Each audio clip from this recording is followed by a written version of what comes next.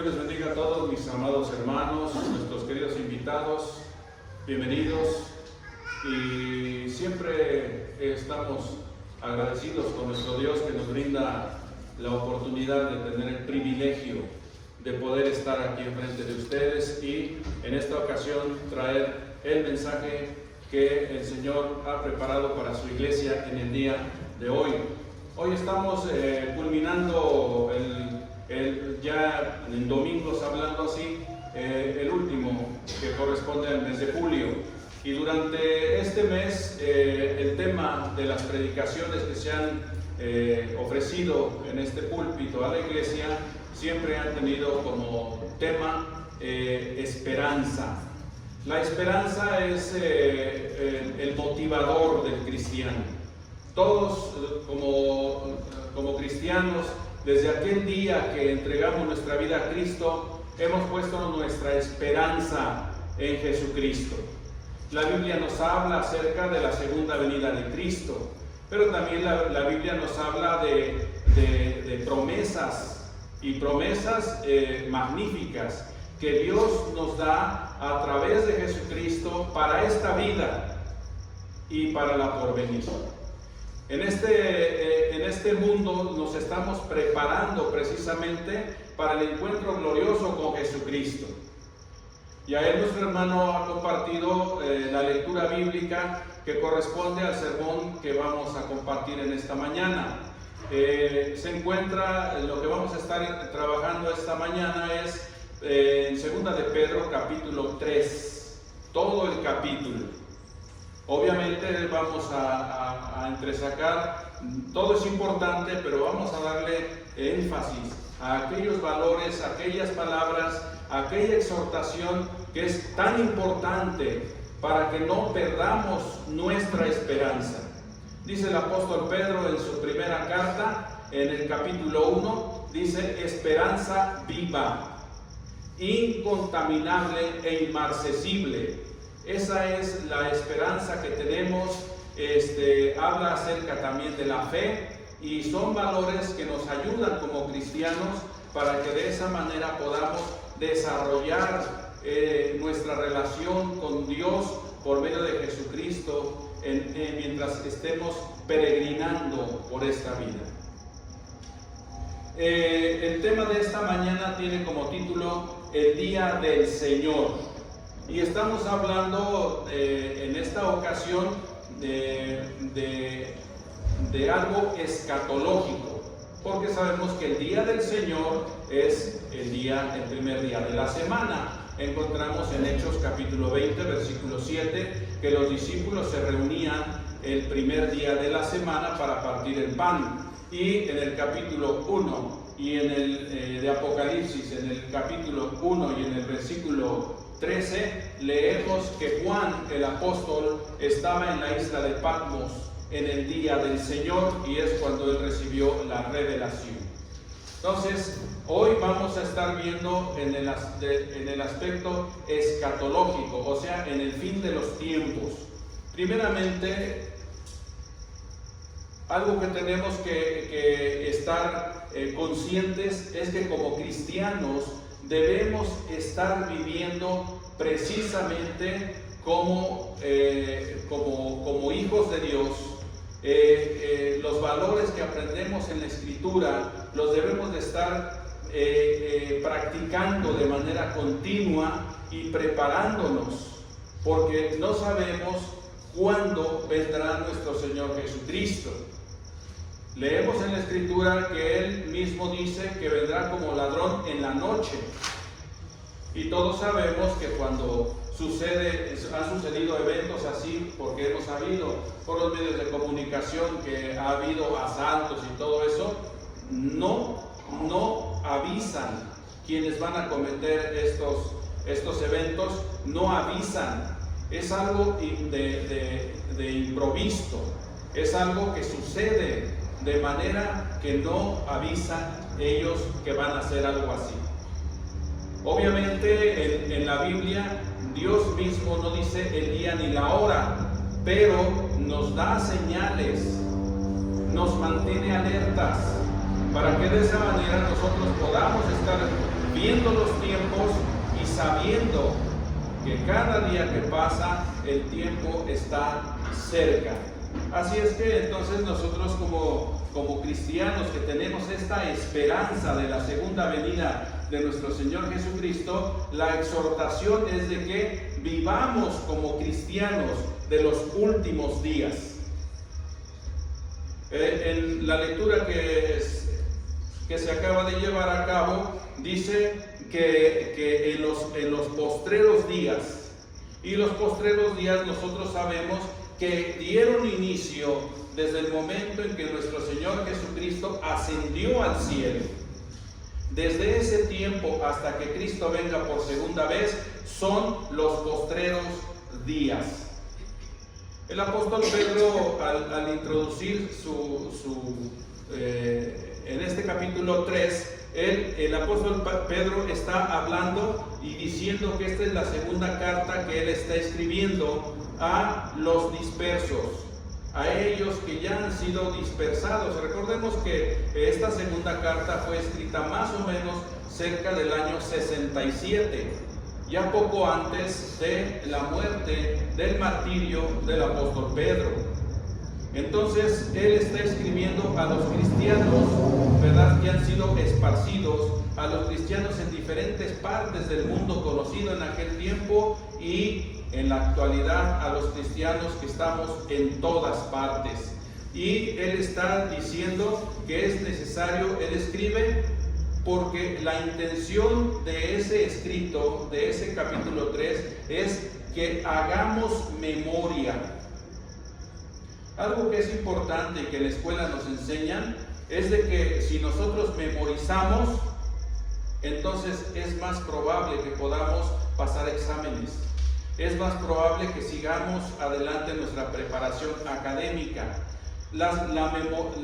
Hacer memoria viene de un continuo repetir y repetir y repetir.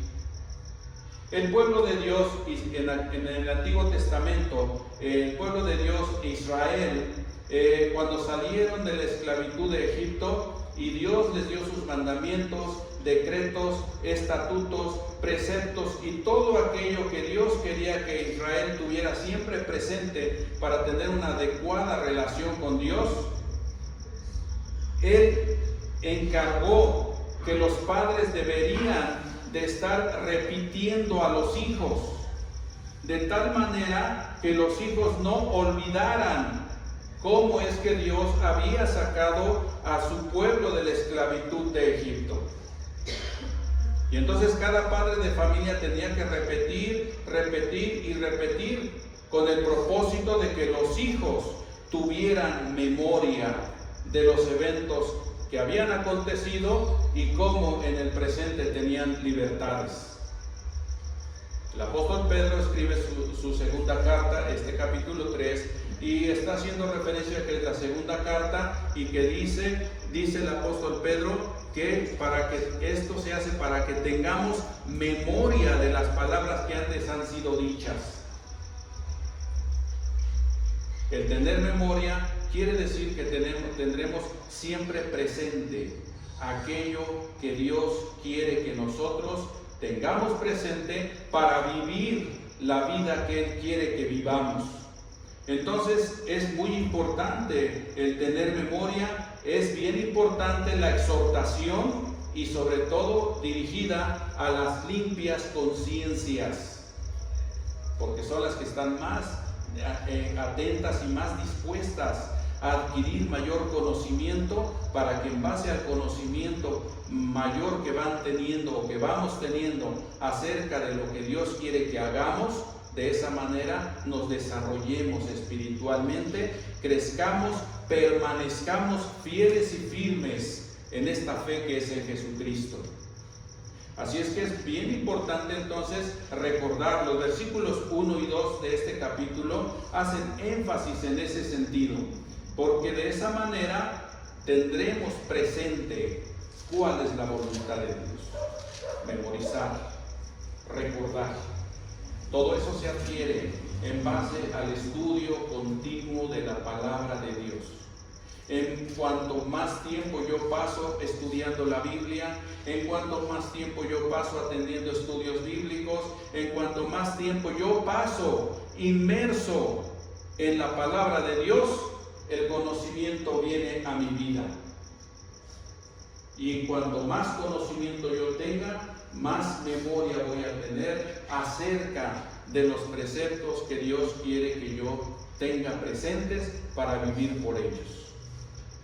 Entonces el apóstol Pedro introduce este capítulo número 3 en ese sentido y hacía referencia acerca de cómo Dios encargó mucho a Moisés acerca de cómo es que los padres tenían que repetir a los hijos para que no olvidaran de cómo es que Dios los había sacado de la esclavitud del pecado, allá en Deuteronomio capítulo 6, versículos 6 al 9. Es un encargo de parte de Dios.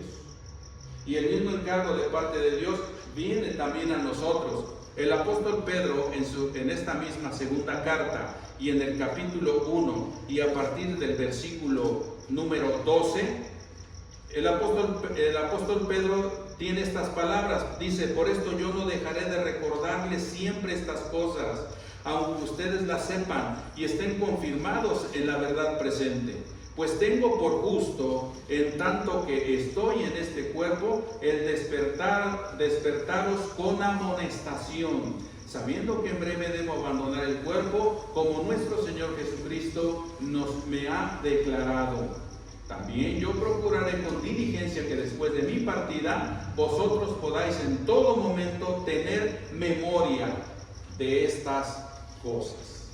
Hay una importancia de tener siempre presente la palabra de Dios en nuestra vida cotidiana, en nuestro andar, en todo lo que hacemos, siempre tener presente, porque de esa manera sabemos qué le agrada a Dios, sabemos qué nos conviene a nosotros espiritualmente hablando y cómo mantenernos fieles y firmes en el camino del Señor. En los versículos 3 y 4, el apóstol Pedro nos habla y nos exhorta y nos advierte acerca de gente, de burladores que se van a acercar y van a hacer mofa de lo que nosotros creemos y de la seguridad y de la convicción de las palabras escritas en la palabra de Dios. Dice que los postreros días o los postreros tiempos en los cuales ya estamos viviendo desde aquel tiempo y hasta que Cristo venga por segunda vez, va a suceder lo mismo como sucedió en el tiempo del Antiguo Testamento con Noé. Va a haber burladores, va a haber gente que se va a burlar de nuestra fe. Y va a venir gente que van a decir: las cosas siguen como están. No hay nada de que se va a acabar el mundo. Dice en estos dos versículos, estos burladores se acercan a nosotros cuando ya tenemos conocimiento de la palabra de Dios. Lo que ellos denostan, lo que ellos están negando acerca de la verdad de Dios, nosotros debemos estar atentos para cada vez que se acerquen a nosotros y nieguen, nosotros confirmemos más y estemos convencidos más y más de la verdad de Dios. Entre más y más niegan, nosotros más y más debemos confirmar la verdad de lo que Dios dice. Dice que estos burladores se van a acercar conforme a sus propias concupiscencias. Ellos generalmente se van a acercar a nosotros y van a hablar porque ellos tienen problemas intelectuales con respecto a la palabra de Dios. Ellos ignoran, ya sea voluntariamente o de verdad ignoran lo escrito en la Biblia, lo ignoran, y por eso ellos hablan a partir de la ignorancia. Entonces, cuando los incrédulos, cuando estos burladores están hablando de esa manera, generalmente es gente que ignora lo que está escrito en la palabra de Dios, y o también tienen problemas morales. La corriente del mundo el día de hoy, y hablando precisamente de amor, y no precisamente del amor de Dios, sino del amor carnal, ellos sostienen que siendo amor no importa cómo tenga que ser. Entonces tienen un serio problema moral, y ese tipo de situaciones no les permiten acercarse o venir a Dios, porque esos problemas morales se traducen también en soberbia, en orgullo, en todo ese tipo de actitudes que no les permiten acercarse a Dios, porque Dios solamente quiere corazones contritos y humillados, corazones que reconozcan que necesitan de Dios. Y cuando eso sucede, entonces ellos abren la puerta a esa posibilidad. Y Dios siempre está con los brazos abiertos para recibir al pecador. En estos temas de esperanza, nosotros leemos en el versículo 13 de este capítulo: pero nosotros esperamos, conforme a sus promesas, cielos nuevos y tierra nueva, en los cuales mora la justicia. Quiere decir que entonces este mundo presente tendrá que pasar. Todo en este mundo es pasajero. Nosotros mismos somos pasajeros, porque desde que nosotros abrazamos la causa de Cristo, nosotros apuntamos nuestra mira hacia el cielo. Dice el apóstol Pablo que nuestra ciudadanía está en los cielos. Luego entonces estamos de paso por aquí. Todo esto es pasajero. Nuestro Señor Jesucristo, en su tiempo de ministerio, Él habla acerca de hacer tesoros en el cielo, donde ni la polilla ni el orín corrompen, donde ni ladrones minan ni hurtan. Entonces, en la tierra todo es pasajero, todo pasará. El apóstol Pedro entonces está hablando y está poniéndonos una advertencia. Va a haber burladores. Cuando hay burladores y no hay una base firme en lo que Dios ha prometido y en la esperanza que tenemos, muchos caen. Muchos dejan de seguir a Cristo y hacen caso a ellos. Y dudan precisamente porque su fe no está fortalecida en Jesucristo. Así es que entonces nosotros tenemos que ver el error de los burladores. En los versículos 5 al 7 está el error de los burladores, porque dice que ellos olvidan voluntariamente. Y entonces hace una referencia desde al tiempo de la creación. En estos dos versículos, en el 5 y el 7, dice: estos ignoran voluntariamente. Es algo que ellos quieren hacer. Que en el tiempo antiguo fueron hechos por la palabra de Dios los cielos y también la tierra que proviene del agua, y por el agua subsiste, por lo cual el mundo de entonces pereció anegado en agua. Versículo 7: pero los cielos y la tierra que existen ahora están reservados por la misma palabra, guardados para el fuego en el día del juicio y de la perdición de los hombres impíos. Entonces, aquí vemos algo que es muy importante, porque como estos burladores no han visto un juicio generalizado de Dios al mundo, entonces ellos dicen: no va a suceder. Cuando nosotros leemos la vida de Noé, a partir del capítulo, la conclusión del capítulo 6 de Génesis y el inicio del capítulo 7 del libro de Génesis, vemos en la conclusión que Noé halló gracia delante de los ojos de Dios. Y después viene una descripción de Noé que fue justo en su generación. Y después Dios le da una instrucción precisa a Noé, que construyera un arca, y le da las medidas, y le dice de qué material, y después le dice qué material, qué animales va a meter al arca. Dios es preciso en cuanto a las cosas que Él quiere, en lo que es su voluntad. Y entonces Noé dice, obedeció todo como Dios le mandó.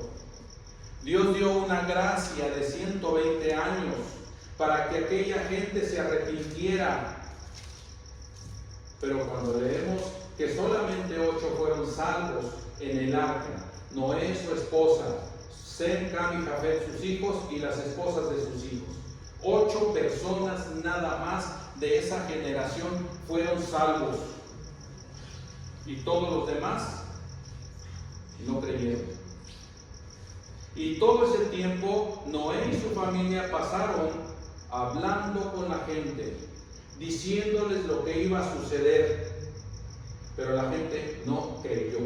¿Por qué la gente no creyó? Por la misma razón que los burladores el día de hoy no creen.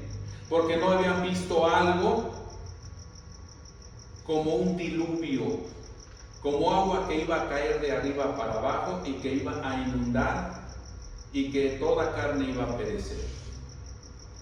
¿Por qué? Porque allí en Génesis capítulo 2, versículos 4 al 6, dice que Dios, cuando creó todo, Él no había hecho llover, sino que subía un vapor de la tierra que sostenía toda la naturaleza. Entonces, si Noé llega con un mensaje y dice que va a llover durante 40 días y 40 noches, pues la gente no cree.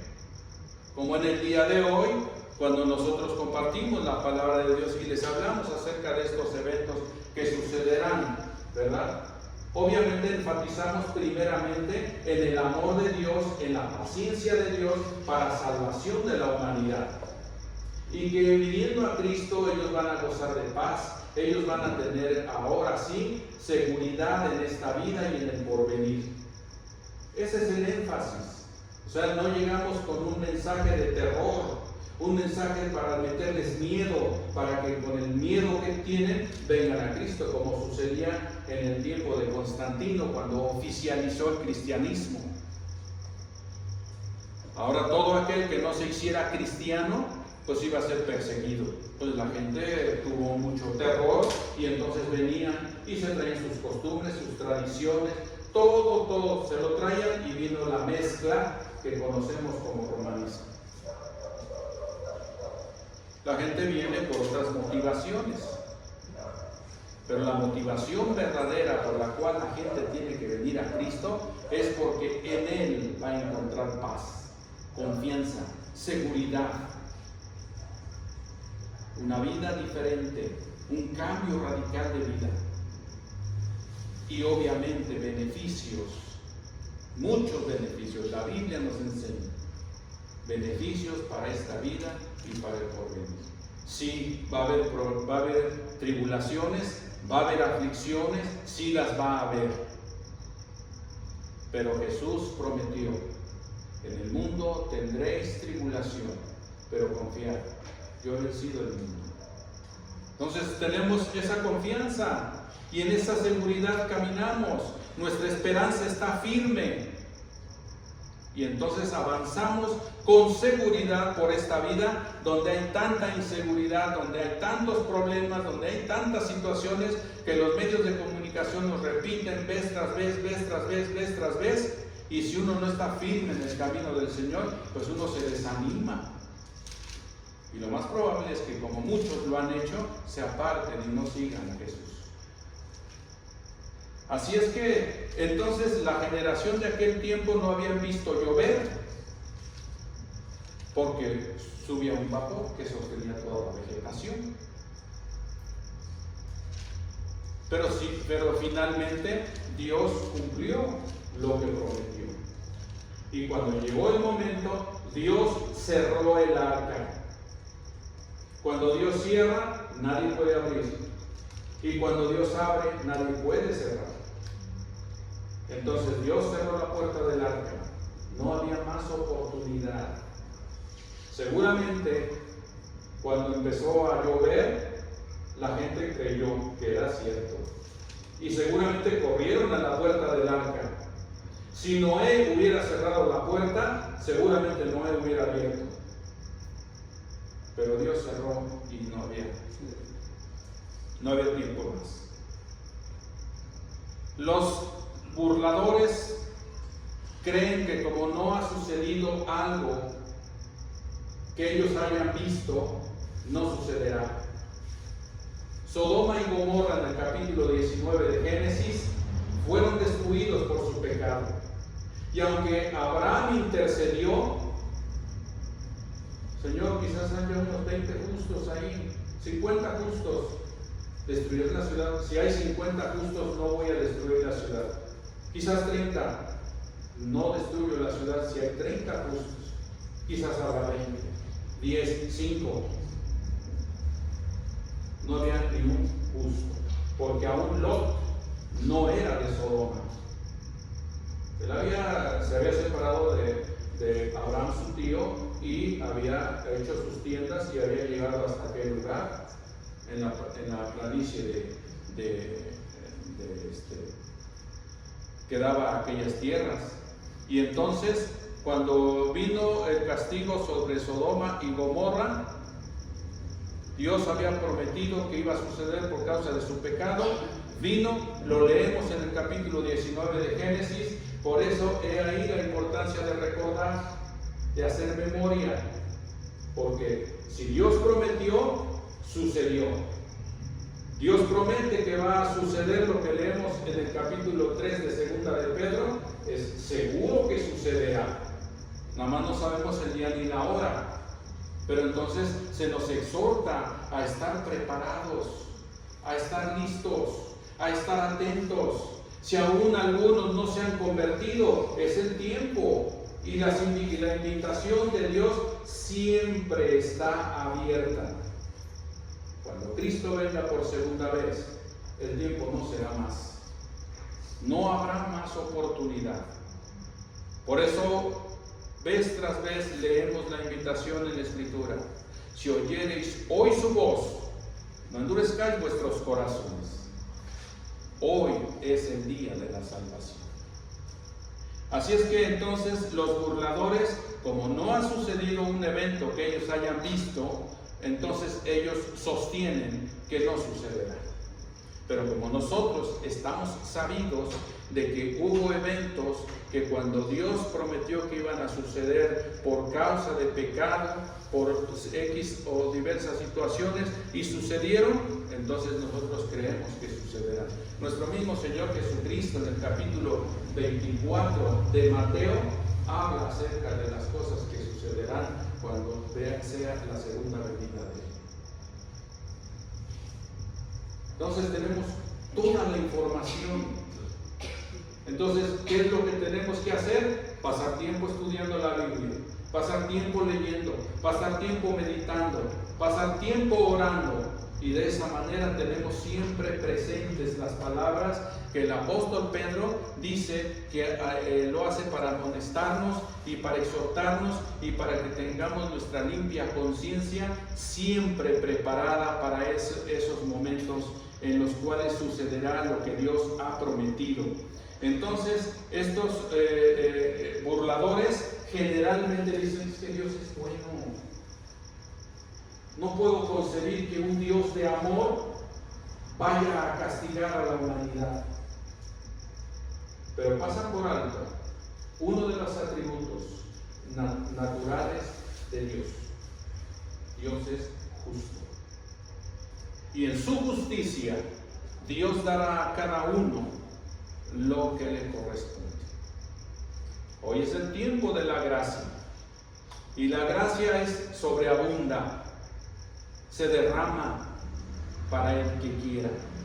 Pero llegará el momento en que entonces Dios establecerá su justicia y ya no habrá más tiempo. Los burladores, ellos están teniendo ese pensamiento. ¿Es Dios bueno? No creo que haga lo que dice. ¿Cómo puede ser si Él es bueno? Dios es bueno, sí. Dios también es justo. Y si Él prometió que sucederá, eso va a suceder. Nosotros como cristianos tenemos la esperanza de cielos nuevos y tierra nueva, en los cuales mora la justicia. Es la esperanza, es lo que nos mueve y nos motiva a los tiempos de reunión, a los tiempos de oración, a los tiempos de estudio bíblico. Eso nos motiva y nos mueve. Y nuestros asientos el primer día de la semana en la iglesia de Cristo que se reúne en este lugar siempre están ocupados porque tenemos esa esperanza. Y nada para nosotros es más importante en el mundo que estar en la misma presencia de Dios, al menos en el primer día de la semana y obviamente todos los demás días de la semana. Entonces, en los versículos 8 al 10, en los versículos 8 al 10, nosotros tenemos ahí verdades que los burladores niegan, pero a las que nosotros como pueblo de Dios nos aferramos. En estos versículos 8 al 10 dice: mas, oh amados, no ignoréis esto, que para con el Señor un día es como 1000 años y 1000 años como un día. El Señor no retarda su promesa, según algunos la tienen por tardanza, sino que es paciente para con nosotros, no queriendo que ninguno perezca, sino que todos procedan al arrepentimiento. Pero el día del Señor vendrá como ladrón en la noche, en el cual los cielos pasarán con grande estruendo y los elementos ardiendo serán deshechos y la tierra y las obras que en ella hay serán quemadas. Los burladores niegan esa verdad, ese evento que sucederá. Pero nosotros, como cristianos, nos aferramos a esa verdad, a esa promesa que sucederá. Entonces, algo que tenemos que tener presente para que no nos desesperemos es que el tiempo de Dios no es nuestro tiempo. Dios tiene su tiempo. Leemos en Gálatas que cuando llegó el cumplimiento de los tiempos, nació nuestro Señor Jesucristo de mujer. Jesús vino a este mundo cuando tenía que venir, en el tiempo de Dios. Los eventos que están narrados en estos dos versículos, del 8 al 10, dice el versículo 8, no ignoren, no pasen por alto, que el tiempo de Dios es diferente al tiempo del humano. Para Dios, un día es como 1000 años, porque uno de los atributos naturales de Dios es la eternidad. Dios es eterno. Entonces el tiempo es relativo. Para nosotros sí es mucho tiempo. Desde que el apóstol Pedro escribió esta carta con esto que estamos leyendo, ¿verdad? Si estamos fechando esa carta más o menos en el año 68, para el 2068 van a ser 2000 años. Ya es mucho. Para nosotros como humanos es mucho tiempo. Pero para el tiempo de Dios, según la referencia, son 2 días los que han pasado. Dios tiene toda la eternidad. Pero eso que para nosotros es mucho tiempo y que para Dios es poco tiempo, es algo que a nosotros nos debe de llamar mucho la atención, porque Dios es paciente, cosa que muchos de nosotros no lo somos. Somos impacientes. Y aún cuando dicen, a ver, que pase el siguiente paciente cuando vamos con el médico. No es cierto, no soy paciente, porque ya el doctor ya se pasó todavía media hora, si mi cita era tal hora y ya se pasó media hora más. ya me impacienté, dejé de ser paciente. Pero así es como dicen, ¿verdad? Pacientes. Y ahí están todos los pacientes. Pero Dios es paciente. ¿Por qué es Dios paciente? Dice la Escritura, porque Dios quiere que ninguno perezca. El amor de Dios es tan grande por su creación, especialmente por el ser humano, que no quiere que ninguno perezca. Dice, sino que todos procedan al arrepentimiento. Dios quiere eso. Por eso Dios se ha tardado en venir, según mi perspectiva, 2000 años sin fracción. Según mi perspectiva. Pero Dios es paciente. Dios da una oportunidad y otra, y otra, y otra, y otra. Y Dios es vasto y sigue dando oportunidad tras oportunidad tras oportunidad. Por eso es que Dios no ha venido, porque Dios es paciente. Él no quiere que ninguno perezca. Él quiere que toda la humanidad venga al arrepentimiento. Yo personalmente le doy gracias a Dios porque Él, nuestro Señor Jesucristo, no vino hace 34 años. Porque si Él hubiera venido hace 34 años, yo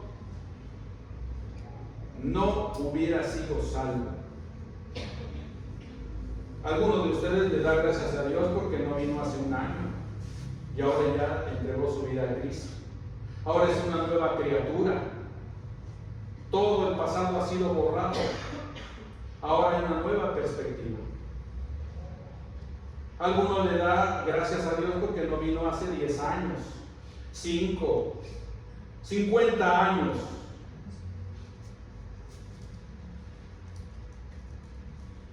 Porque si Él hubiera venido, no hubiéramos sido salvos, muchos de nosotros. Entonces, por esa razón es que el Señor es paciente, porque Él quiere que la humanidad sea salva. Dice Ezequiel capítulo 33, versículo 11, que Él no quiere la muerte del impío.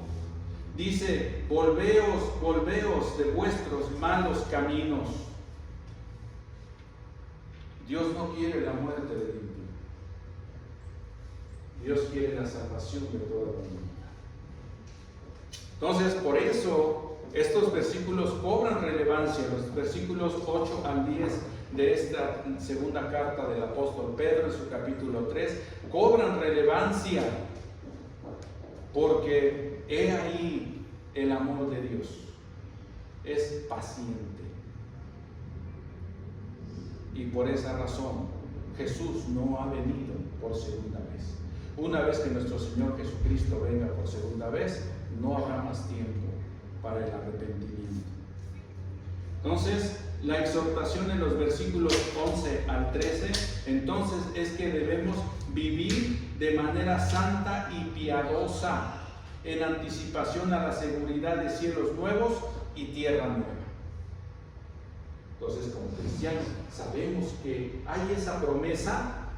¿Cómo es que debemos vivir?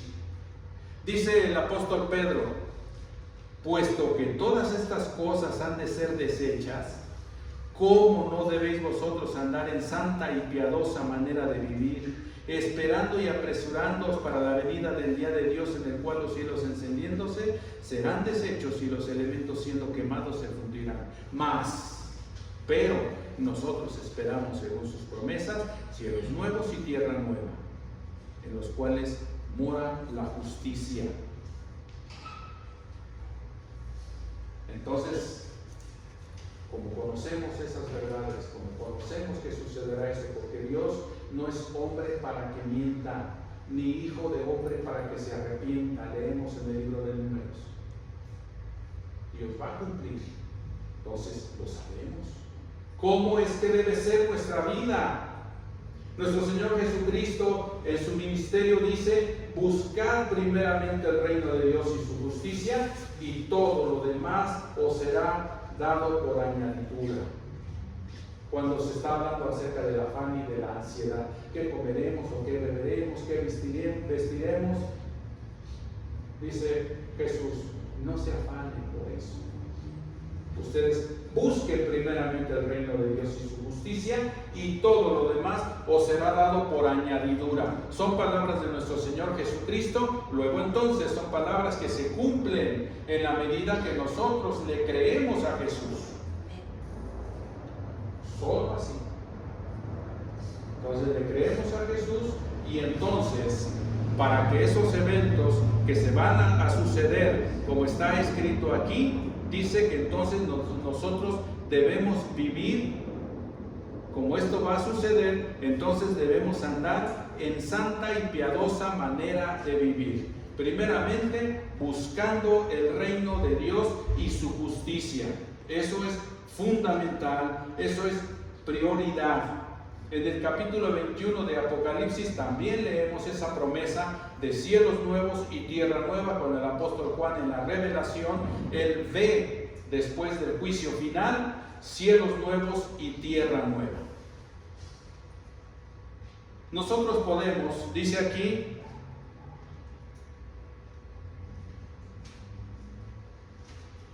en el versículo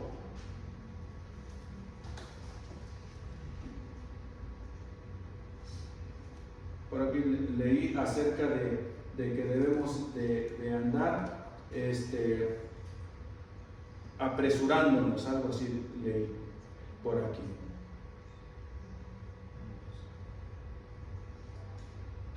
Bien, o sea, estar apresurándonos quiere decir estar activos, estar llevando a cabo lo que tenemos que hacer, para que de esa manera nosotros podamos, de alguna manera, por así decirlo, acelerar la venida de nuestro Señor Jesucristo. Primeramente, viviendo una vida santa y piadosa. Como cristianos, eso es lo que tenemos que hacer. Una vida santa y piadosa puede apresurar la segunda venida de nuestro Señor Jesucristo. Otra manera es evangelizando. Entre más nosotros demos a conocer las buenas nuevas de salvación a ellos que aún no han venido al encuentro personal con Jesucristo, nosotros aceleramos la segunda venida de Cristo. Porque cuando nosotros hablamos del amor de Cristo por medio de su evangelio, que es muerte, sepultura y resurrección de nuestro Señor Jesucristo, la gente cree y abraza esta fe que es en Cristo Jesús, e entrega su vida a Cristo. Y más gente es convertida, porque el propósito de Dios es la salvación de la humanidad. Entonces más gente viene al encuentro personal con Jesucristo, más gente viene a formar parte de la familia de Dios. Es una de las formas también como es que como cristianos podemos acelerar la segunda venida de Cristo. Otra forma es mediante la oración. En el capítulo 9 y a partir del versículo 1 y hasta desde el versículo 1 y hasta el versículo 19 del libro de Daniel, ahí tenemos lo que se conoce como la oración de Daniel. Daniel está elevando su oración a Dios porque él está viendo que están por cumplirse 70 años de cautiverio del pueblo de Israel en Babilonia. Y entonces él eleva su oración a Dios para rogarle que Él los libere ya de la deportación que ellos tuvieron a Babilonia en tiempos de Nabucodonosor.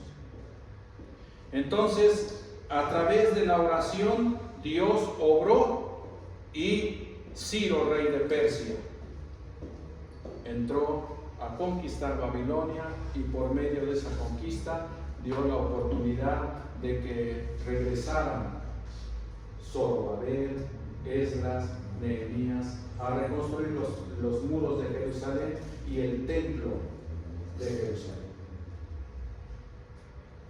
También por medio de la oración, como se exclama en Apocalipsis capítulo 22, versículo 20, ahí también en la conclusión de la revelación que Dios dio a Juan, el apóstol, la expresión final es: sí, ven, Señor Jesús, porque Jesús dice: vengo en breve.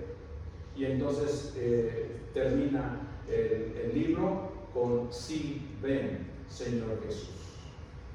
Como cristianos estamos listos y podemos orar: sí, ven, Señor Jesús, cuando vemos todavía muchos que no han venido a Cristo. Es como cuando vamos en el transporte. Yo ya tiene tiempo que no viajo así de mosquita, como antes decían que uno viajaba de mosquita, ¿verdad? Porque ya había el transporte era tan escaso, ¿verdad? Y entonces iba bien lleno y hasta íbamos colgados de la puerta. Eso es ir de mosquita. Y entonces, ya cuando pisaba así, yo ya me afianzaba, decía: ya vámonos, yo ya estaba arriba. Y hay que se queden abajo los que no pudieron, y hasta me hacía así para que no se agarraran de mí. Así podemos con una mente así decir: Señor, ya soy salvo, gracias. Ya ven, Señor Jesús.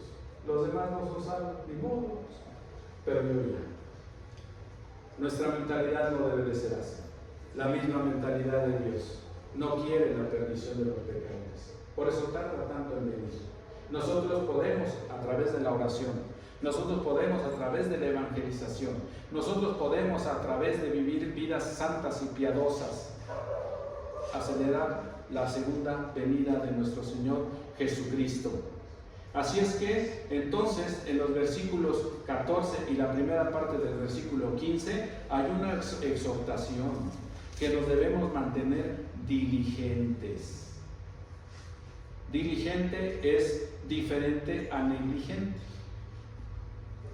En Hebreos capítulo 2, versículos 1 al 4, ahí también se nos habla a ser diligentes. Dice: por tanto, es necesario que con más diligencia, Hebreos capítulo 2, versículo 1 al 4, por tanto, es necesario que con más diligencia atendamos a las cosas que hemos oído, no sea que nos deslicemos.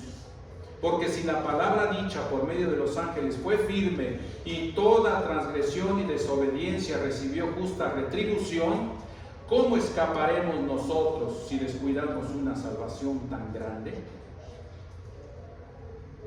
Y es una exhortación a vivir diligentemente.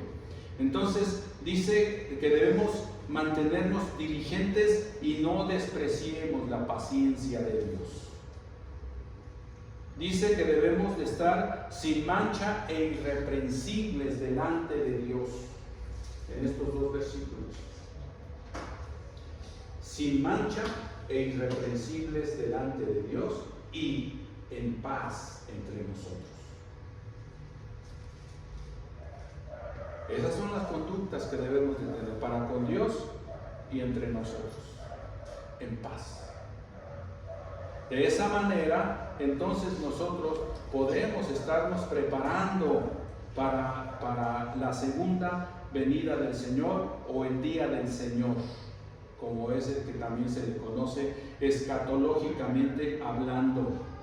El apóstol Pedro también está en armonía con los escritos de Pablo, porque sobre el mismo tema, el apóstol Pablo en la primera y en la segunda carta a los tesalonicenses también habla acerca del día del Señor, o sea, de la segunda venida de Cristo. ¿Qué eventos sucederán y cómo será? Y dice que nosotros no estamos en tinieblas para que aquello nos sorprenda como ladrón en la noche. Entonces, tanto el apóstol Pedro como el apóstol Pablo están en armonía sobre el mismo tema. Y algo que es bien importante entonces es para que como los indoctos e inconstantes tuercen las escrituras Y el apóstol Pedro dice que hay algunas que escribe el apóstol Pablo que son difíciles de entender. Y esas palabras o esas enseñanzas difíciles de entender, los indoctos e inconstantes tuercen para su propia perdición. Pero en ningún momento dice que hay ciertas escrituras del apóstol Pablo que son imposibles de entender. No dice eso. Dice son difíciles de entender. Entonces, cuando algo es difícil, por ejemplo, Michelle que está estudiando, algo que es difícil de entender, ¿qué hace Michelle? Dice, no, ya, no lo entiendo. A ver, a otra cosa. Pero si es un tema que es importante para su formación académica, ¿qué es lo que va a hacer? Pues va a ir a más información para entender eso que ahorita se le está dificultando. Todo buen estudiante hace eso. Es difícil, pero no es imposible. Y entonces esos indoctos, esos burladores de los que hablamos al principio, tuercen las escrituras. Nosotros siempre tenemos que tener la actitud de los hermanos de la Iglesia de Cristo en Berea, una de las iglesias que el apóstol Pablo estableció en Europa, allá cerca de Tesalónica, cerca de Filipos. Dice que estos hermanos de Berea, en Hechos capítulo 17, versículo 11, que ellos escudriñaban las escrituras de vez en cuando, cada año, cada vez que se acordaban. No dice, eso no dice. En Hechos 17:11 dice que ellos eran de un corazón más noble, y que dice que ellos escudriñaban. Escudriñar es algo más que solo ojear. Escudriñaban las escrituras para ver si esas cosas, o sea, las que Pablo les estaba enseñando, eran ciertas o eran verdad. Y en la misma actitud y la misma conducta que nosotros debemos de tener, y que las que para estar preparados para que cuando los indoctos e inconstantes vengan con una escritura mal interpretada o interpretada a su beneficio, nosotros podamos hacer los comparativos y decir no, y no nos arrastren hacia enseñanzas falsas. Así es que tenemos la bendición de Dios de que para que todos estos eventos narrados aquí acerca de la segunda venida de nuestro Señor Jesucristo y todos los eventos que le sucederán, lo que inmediatamente sucederá cuando Cristo venga por segunda vez es precisamente el fin del mundo. Los elementos se fundirán, la tierra será consumida por el fuego y todo eso. Después de ese evento viene el juicio final que leemos en la parte final del capítulo 20 de Apocalipsis, donde se abren los libros y el libro de la vida, y donde la muerte, el Hades entrega sus muertos, el mar entrega sus muertos, y todos frente al gran trono blanco para ser juzgados conforme a nuestras obras. Y el que no se halló en el libro de la vida tendrá su parte con Satanás para una vida eterna, pero lejos de la presencia de Dios. Y son los eventos finales. Por eso nosotros no debemos de enfatizar en imbuir en la gente un temor a esas cosas, sino más bien en el amor de Dios para venir ellos a formar parte de su iglesia.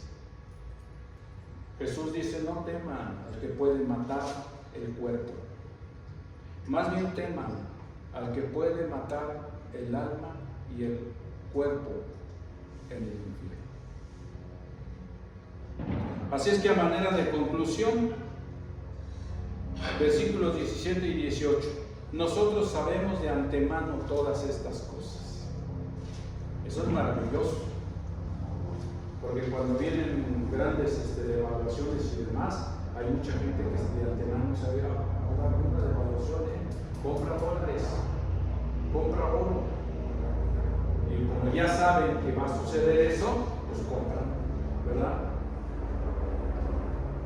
Compra TV Azteca, compra Telmex, todo en el tiempo de salida. ¿Verdad? ¿Por qué? Porque sabían que después esas empresas iban a valer mucho más, pero las compraron a precio muy poco comparado con lo que había. Entonces, cuando alguien tiene información confidencial, pues uno dice que bueno, y hace los apercibimientos necesarios.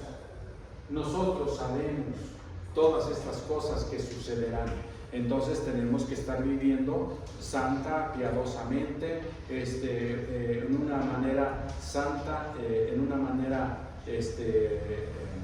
sin mancha e irreprensibles para con Dios y en paz para con nuestros hermanos y para con todos quienes nos rodean. Entonces ya nosotros lo sabemos de antemano y como ya sabemos todas estas cosas, nosotros no podemos caer en el error de ninguna manera. También, como ya sabemos todo esto, la exhortación del apóstol Pedro es que debemos crecer en la gracia, o sea, dentro de la gracia. Se crece si estamos dentro de la gracia de Dios. La gracia de Dios no es ahorita muy arriba y luego muy abajo, no tiene fluctuaciones. La gracia de Dios es permanente y sobreabunda. Entonces, debemos estar creciendo dentro de la gracia de Dios y en el conocimiento de nuestro Señor y Salvador Jesucristo. Eso es lo que tenemos que estar haciendo. Eso es lo que debemos de estar teniendo para prepararnos para aquel día, para que la esperanza que tenemos se materialice en aquel día. La afirmación dice también al finalizar este capítulo 3, el apóstol Pedro dice: antes bien, creced en la gracia y el conocimiento de nuestro Señor y Salvador Jesucristo. A Él sea gloria y hasta el día de la eternidad. Y termina: amén. Amén quiere decir así sea. Amén expresa el deseo y la alegría de nuestro corazón. Está bien, Señor, que así sea. Amén es la afirmación de nuestra fe. Amén es la declaración de resolución. O sea, es el fin. Así sea. Amén. Vengo en breve. Sí, amén. Ven, Señor Jesús. Y obviamente hay una invitación. Siempre hay una invitación. Los brazos de nuestro Señor Jesucristo clavados en la cruz del Calvario hace cerca de 2000 años. Nuestro Señor Jesucristo fue bajado de la cruz. Dice que Nicodemo pidió José de Arimatea pidió el cuerpo, ¿verdad? Y Pilato se lo concedió. Lo prepararon apresuradamente porque ya venía el día especial y entonces lo pusieron en el sepulcro, lo pusieron en la roca, dentro en lo cóncavo de la roca.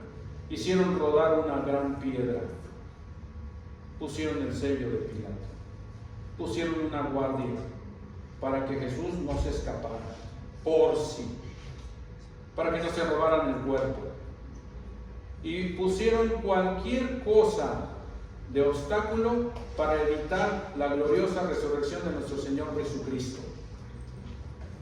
Pero al tercer día Él se levantó victorioso de entre los muertos. Atravesó la roca, porque el cuerpo resucitado y transformado de nuestro Señor Jesucristo dejó de ser un cuerpo como el que tenemos nosotros, apto para esta vida. Atravesó la roca, se apareció en un lugar cerrado a sus apóstoles y se mostró a Tomás el incrédulo. Y Jesús resucitó. Jesús no quedó en la cruz. pero sus brazos siguen abiertos todavía, esperando a aquel que quiera entregar su vida a Cristo. Sí, y solamente así puede estar preparado para aquel día, porque no sabemos el día ni la hora en que Cristo volverá. Pero cuando Cristo venga por segunda vez, no habrá más oportunidad.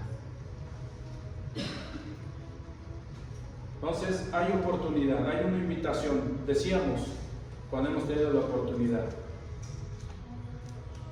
cuando hay una invitación, hacemos una de tres cosas: la ignoramos, la rechazamos o la aceptamos. Cualquiera de las tres cosas. Pero el ignorar y rechazar respecto a la oferta de Jesús es exactamente lo mismo que hizo el malhechor que estaba en la cruz. Si eres hijo de Dios, desciende y pues también sálvanos a nosotros. Y el otro, que nunca había hecho algo bueno quizás, ese día entendió que aquel que colgaba a un lado de él era, quizás, pensaba él, mi última oportunidad. Y lo cayó y le dijo: tú y yo estamos aquí porque lo que hicimos merece esto. Pero este hombre ningún mal hizo. Y después se vuelve a Jesús y le dice: Señor, acuérdate de mí cuando estés en tu reino. Y Jesús le dijo: de cierto te digo, que hoy estarás conmigo en el paraíso. ¿Cuántas oportunidades tuvo ese hombre para arrepentirse? Esa fue la única oportunidad que tuvo, y la tuvo. Entonces, la invitación ahí está. Nuestro hermano Ricardo, que está dirigiendo, va a dirigir un canto de invitación. Y si alguno de ustedes que nos visitan quiere entregar su vida a Cristo, ahí hay agua. ¿Qué impide que sea bautizado y viene a gozar de la misma esperanza que tenemos? Esperanza que no se marchita, inmarcesible, incontaminada, una esperanza viva por la cual caminamos en esta nueva vida en Cristo Jesús. Que Dios les bendiga.